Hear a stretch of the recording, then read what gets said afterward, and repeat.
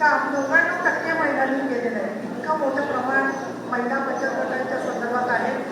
सन्माननीय पंतप्रधान नरेंद्र मोदी यांचा विश्वास ग्रामीण शेतकऱ्यांवर आहे, लोकांवर आहे आणि म्हणून अनेक ठिकाणी चांगल्या योजना राबवत असताना तिथे नुकतीच माननीय मोदी साहेबांची सभा झाली.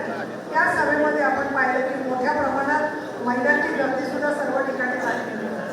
येथे महायुतीचं जे सरकार आहे त्या महायुतीच्या सरकारचे आपले प्रतिनिधी सन्माननीय आमदार म्हणून काम करत होते आणि या तालुक्यासाठी, जिल्ह्यासाठी, शेतकऱ्यांसाठी अनेक योजना पूर्ण करण्याचं काम या सरकारने केलेलं आहे. या उलट काँग्रेस पक्ष सातत्याने इथे प्रयत्न करतोय, परंतु तुम्हाला तुम्ही केलेल्या कामामुळे, तसंच आशिष जयस्वाल आणि महायुतीचे जे सगळे आमदार आहेत त्यांनी केलेल्या कामामुळे एकेकाळी पंतप्रधानांचा असणारा हा मतदारसंघ हा एक प्रतिष्ठेचा मतदारसंघ बनलेला आहे आणि इथल्या पहिल्या टप्प्यामध्ये इथे मतदान होणार आहे.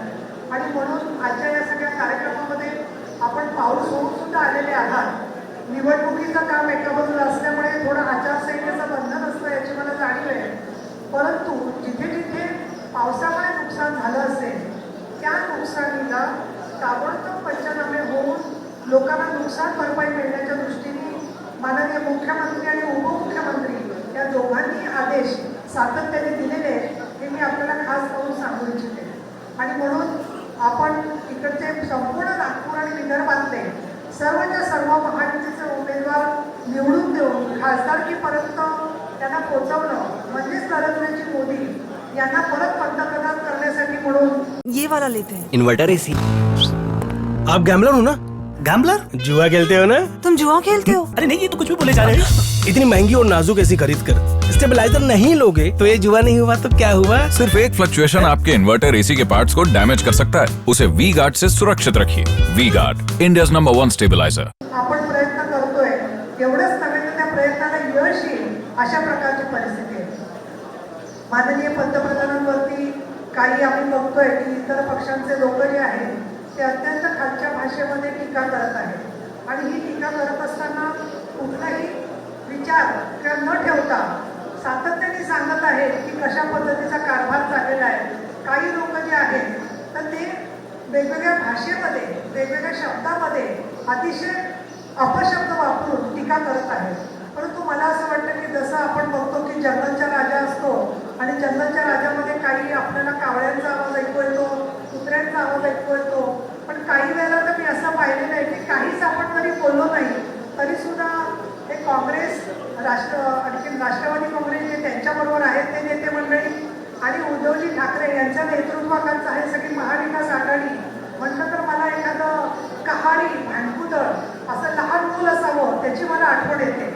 कारण मी बघते की काही काही छोटी मुलं असतात घरामध्ये, त्यांना जेवायला मिळालं नाही किंवा थोडं काही त्यांच्या मनाविरुद्ध झालं तर ते आईचा पदर खेचतात, वडिलांना सांगतात बाबा मला भूक लागली, आई मला भूक लागली.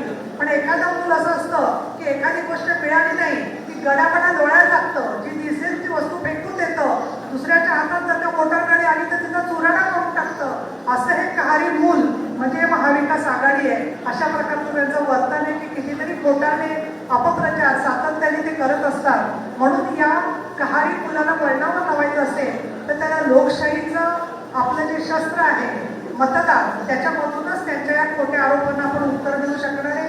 आणि म्हणून आपण आपला विवेक, आपण आपली बुद्धी ठेवून सगळं काम करत असताना माननीय एकनाथजी शिंदे, देवेंद्र फडणवीस आणि अजितराव पवार यांच्यावरती जो विश्वास दाखवलेला आहे ते जर का पाहिलं तर मी एवढं जरूर सांगेन की या ठिकाणून आपण राजू पारवे यांना निवडून दिल्यावर अजून काय काय पुढे होईल, मोदी साहेब पंतप्रधान होतील, पण मुख्य मी एक वाक्य सांगेन की शिंदे साहेब आणि फडणवीस साहेब यांची कॉलर मात्र टाईट होणार आहे, त्यांचा अभिमान वाढणार आहे आणि त्याचबरोबर त्यांच्यावरची जबाबदारी पण वाढणार आहे.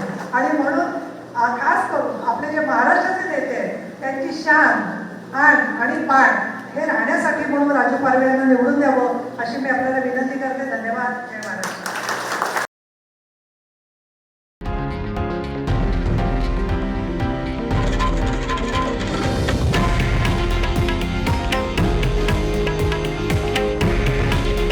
हे आहे देशातील नंबर 1 न्यूज नेटवर्क आणि आपण पाहत आहात TV9 मराठी.